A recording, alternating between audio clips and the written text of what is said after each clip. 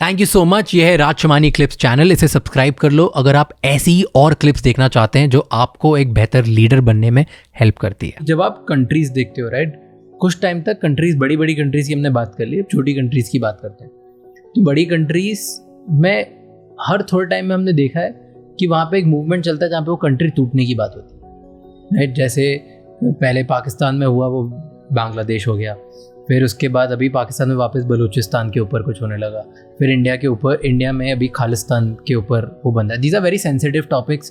तो मुझे समझना है कि ऐसा क्यों होता है कि कंट्री के अंदर एक दूसरी कंट्री बनना स्टार्ट होती है और जहाँ पे एक टाइप के लोग मिल जाते हैं। डू यू थिंक दैट ये बहुत पर्सनल एजेंडा होता है कि क्या होता है? Can you shed some light कि बड़ी कंट्री से टूट के छोटी कंट्रीज बनती क्यों हैं?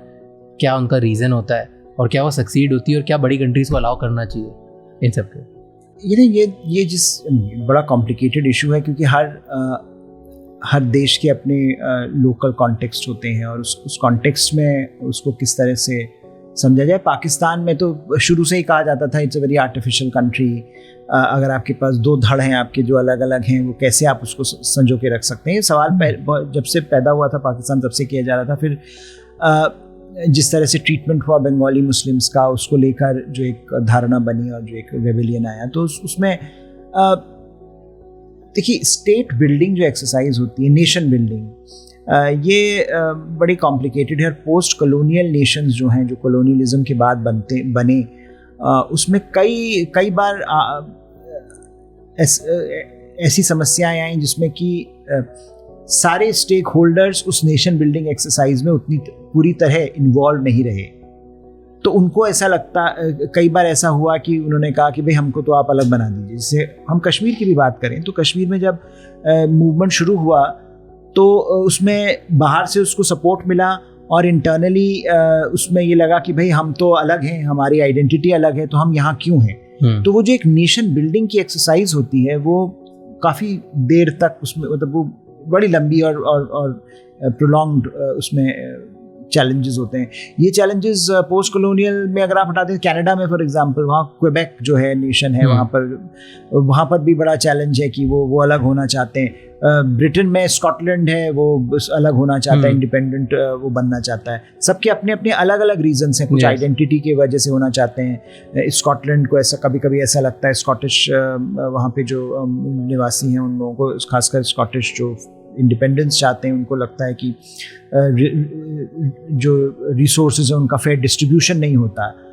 हम कंट्रीब्यूट करते हैं, हमको मिलता नहीं उतना सेंटर से, लंदन से उतना नहीं मिलता, तो लिखा हमारी आइडेंटिटी अलग है, हम स्कॉटिश हैं, वो इंग्लिश हैं। तो वो जो मतलब ये हर देशों में बहुत सारे देशों में इस तरह के डिविजन्स चलते रहते हैं। और ये आज भी जैसे सुडान में साउथ सुडान बना, और इंडोनेशिया से अलग हुआ। तो ये सारी जो चैलेंजेस हैं ये अलग अलग वजह से कोई आइडियोलॉजिकल होते हैं कि आपको आइडियोलॉजिकली उस स्टेट की आइडियोलॉजी जिस तरह से प्रोपोगेट की जा रही है आप उसके अगेंस्ट हैं। कुछ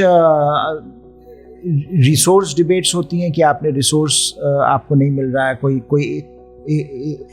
किसी देश का एक हिस्सा ये सोचे कि भाई मुझे सेंटर से उतना रिसोर्स नहीं मिलता जितना मिलना चाहिए, जितना मैं कंट्रीब्यूट करता हूँ, तो उसमें एक तरह की वो सेसेशनिस्ट टेंडेंसीज आ जाती हैं। कहीं पर ये इंस्ट्रूमेंटलिस्ट हो जाता है जहाँ पर बाहरी ताकतें इसका इस्तेमाल करती हैं। तो जैसे हमने कश्मीर में देखा, पंजाब में देखा, बहुत सारा इन्वॉल्वमेंट बाहरी ताकतों का रहा जिन्होंने कोशिश करी कि इसको बड़ा मूवमेंट बनाया जाए, वायलेंट बनाया जाए। तो ये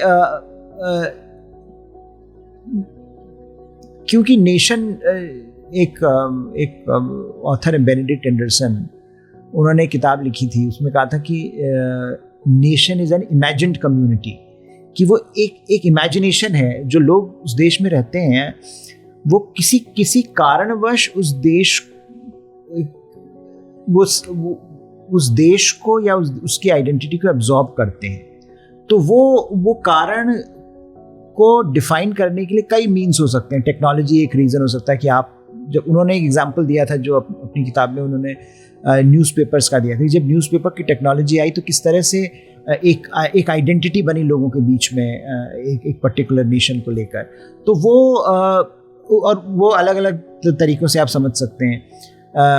इंडिया में अगर अब नेशनल मूवमेंट को देखें तो उसमें नेशनल मूवमेंट के टाइम में एक आइडेंटिटी बनी कि हम सब ब्रिटिश के खिलाफ लड़ रहे हैं। पहले वो आइडेंटिटी थी, फिर आइडेंटिटी वो जब आपको आज़ादी मिलने की आप कगार पर आए तब वो आइडेंटिटी का क्वेश्चन टूट गया। तब ये हुआ कि अब हम रिलीजियस आइडेंटिटी ज़्यादा फॉर्मिडेबल हो गई, तो उससे डिवीज़न हो गया। तो वो जो एक सेंस है कि नेशनल आइडेंटिटी क्या है और उस आइडेंटिटी में जो बाकी स्टेक होल्डर्स हैं वो सारे पूरी तरह से शामिल हैं या नहीं, उसका काफ़ी इम्पैक्ट पड़ता है।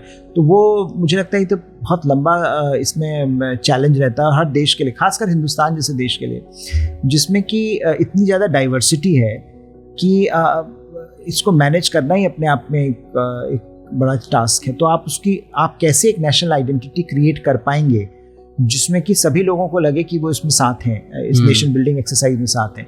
और जब भी वो नहीं होता है तब आप उसमें प्रॉब्लम्स देखते हैं, चाहे वो नॉर्थ ईस्ट में हो या कश्मीर में हो या पंजाब में हो, जो हमने देखा। And so you talking about power, influence and ideology differences, right?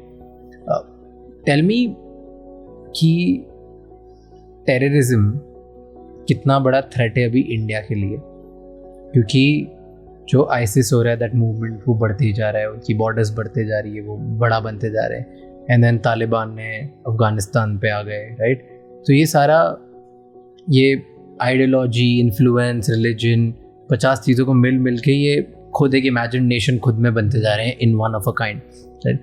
Do you think that ये ग्लोबल थ्रेट है अब, कि अब ये कम होता जा रहा है कि और बढ़ते जा रहा है? कि व्हाट इज़ योर टेक? क्योंकि this kind of thing what जो तालिबान ने भी अफगानिस्तान पे किया, Do you think India should do something about it, or should we just stay away, और हमें सिर्फ दूर से देखना चाहिए कि ठीक है जो हुआ उनके साथ हो रहा है, हमारे साथ नहीं हो रहा है? क्योंकि अगर ऐसी चीज़ें होती गई और जो टेररिस्ट ग्रुप्स हैं, I don't know who are the terrorist groups and what all are there, वो लोग कितने स्ट्रांग होते जाएंगे, और अगर स्ट्रांग होते जाएंगे तो बाद में स्ट्रांग होके बड़े नेशंस को भी प्रॉब्लम हो सकती है। मुझे ऐसा लगता है कि जब हम टेररिज्म की बात करते हैं आज के कॉन्टेक्स्ट में, तो बड़ा एक जो बड़ा एक आइकॉनिक चैलेंज आया था, वो था सितंबर 11, 2001 में, जब अमेरिका में वर्ल्ड ट्रेड सेंटर में अटैक हुआ था। तो उसके बाद क्योंकि वो अमेरिका में अटैक था, तो ऐसा लगा कि वो एक वैश्विक स्तर पर प्रॉब्लम है। और उसके बाद अमेरिका ने 2 बड़ी वॉर्स लॉन्च करी, अफगानिस्तान में, इराक में। हिंदुस्तान में टेररिज्म उससे पहले भी था, और हमारा तो इतिहास शुरू से रहा है टेररिज्म। इंडिपेंडेंस के बाद से ही पाकिस्तान ने टेररिज्म को as an instrument of state policy के तौर पे यूज़ किया। तो वो टेररिज्म तो इंडिया में मतलब मुझे ऐसा लगता है कि पश्चिमी देशों को तो अब समझ में आ रहा है, हमको तो काफ़ी समय से इसका एहसास था। और जिस किस्म का टेररिज्म हमने झेला है, मुंबई में अटैक हुआ, लेकिन जब अमेरिका में, क्योंकि वो ग्लोबल पावर है और सबसे बड़ी शक्ति है, उस पर अटैक हुआ, तब कहीं पर ये जो कॉन्सेप्ट था कि terrorism is a serious problem. उससे पहले जब हिंदुस्तान बात करता था तो हिंदुस्तान से कहा जाता था ये आपकी ह्यूमन राइट्स की प्रॉब्लम है, या आप अच्छे से ह्यूमन राइट्स को कश्मीर में हैंडल नहीं करते हो, पंजाब में हैंडल नहीं करते हो, इसलिए ये प्रॉब्लम होता है। पश्चिमी देशों का ये रवैया हुआ करता था। जब वहाँ पर होने लगे तब उनको समझ में आया कि this is a bigger issue, this is not simply a question of managing domestic constituencies in a way that gives that balances rights and responsibilities. This is a larger issue. वो जब larger issue जब सामने जब बढ़ा, और उसके बाद जब बड़ी बड़ी लड़ाइयाँ लड़ी गई, तो उस समय देखिए कम से कम 2001 से लेकर 2015-16 तक तो बहुत बड़ा इशू लगता था, क्योंकि अमेरिका उसके पीछे था। और उसके बाद अटैक्स भी बहुत हुए पश्चिमी देशों में, छोटे छोटे अटैक्स भी हुए, बड़े अटैक्स भी हुए, कई ब्रसल्स में, फ्रांस में जिस तरह के अटैक्स हुए। अभी मुझे ऐसा लगता है कि हालांकि तालिबान की विक्ट्री जो है वो काफ़ी शॉकिंग थी, लेकिन ग्लोबल एजेंडा में टेररिज्म एक बार फिर उस लेवल का इशू नहीं रह गया है जो 2001 के बाद हुआ था। उसके 2-3 कारण, एक तो ये है कि जो इस समय वैश्विक स्तर पर सबसे बड़ा मुद्दा है वो यही, वो लोग देख रहे हैं वो यूएस और चाइना के बीच में क्या चल रहा है। तो जब भी कोई ग्रेट पावर पॉलिटिक्स आ जाती है तो टेररिज्म और इस तरह के मुद्दे साइडलाइन हो जाते हैं। तो मुझे लगता है एक तो इसका कारण ये है, इसीलिए भारत बार बार याद दिलाता रहता है कि टेररिज्म भी मुद्दा है, टेररिज्म अभी गया नहीं है। और अभी भी जब मोदी यूएस गए थे तो जो अगर आप जॉइंट स्टेटमेंट में देखें तो उसमें टेररिज्म बड़ा मुद्दा के तौर पर मेंशन किया गया है। और पाकिस्तान को किस तरह से इसको डील करना चाहिए इस बारे में भी, और पाकिस्तान में भी बड़ी चर्चा हुई इसके बारे में कि हमारा तो नाम ही इसलिए आया कि टेररिज्म कैसे रिलेटेड, बाकी तो कोई पूछ नहीं रहा हमको। तो कहीं पर इंडिया ने उसका फोकस बनाए रखा, और इंडिया ने ये कहा है, कोशिश करी है ये कहने की कि ये सिर्फ एक स्टेट से रिलेटेड मुद्दा नहीं है, ये एक वैश्विक जैसे ये एक सिविलाइजेशनल इशू है कि ये इट्स ह्यूमनिज्म वर्सेस टेररिज्म, इस तरह से उसको फ्रेम किया है। उसका एक कारण ये है कि भारत को अभी, हालांकि अगर आप देखें तो number of terror incidents in India have gone down, the numbers are quite evident. पहले तो काफ़ी एक टाइम ऐसा था जब शहरों में भी बम ब्लास्ट हो जाया करते थे, अब पिछले एक दशक से कम हुआ है, 10 साल से कम हुआ है। हाँ, ये ऐसा नहीं होता, कोई बड़ा टेरर इंसिडेंट इंडिया में नहीं हुआ है टच में। लेकिन जो चैलेंज है वो बना हुआ है कि पाकिस्तान की जो समस्या है वो बनी हुई है। दूसरा जो बड़ा, उससे भी बड़ा चैलेंज है कि चीन का रवैया जो है वो बड़ा प्रॉब्लमैटिक है। जैसे अभी भी कुछ दिन पहले जब किसी का नाम सेंसर करने वाला था यूएन सिक्योरिटी काउंसिल, चीन ने अलाउ नहीं किया।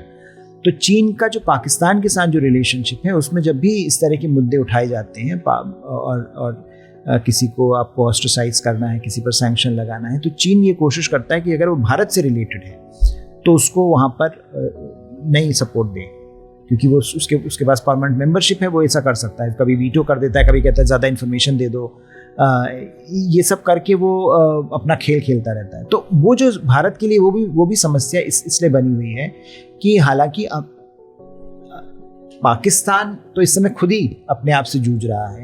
Pakistan is not that big of a problem at the moment, क्योंकि पाकिस्तान की तो इकोनॉमिक हालत इतनी बुरी है, हम जानते हैं, तो उससे तो कोई कंपैरिजन हमारा है नहीं।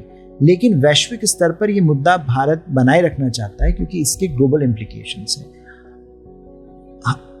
हालांकि जो ग्लोबल डिबेट्स हैं जैसा मैं जिक्र कर रहा था, उसमें टेररिज्म अब उस पोटेंसी के साथ फिगर नहीं करता जिस जैसा एक समय किया करता था, क्योंकि एक बार फिर लोगों को ये लग रहा है कि बाकी मुद्दे बड़े हावी हो रहे हैं, कि ग्रेट पावर पॉलिटिक्स बढ़ गई है, institutional reforms, multilateral institutional reforms की बात ज़्यादा करनी है, क्लाइमेट चेंज बड़ा मुद्दा है।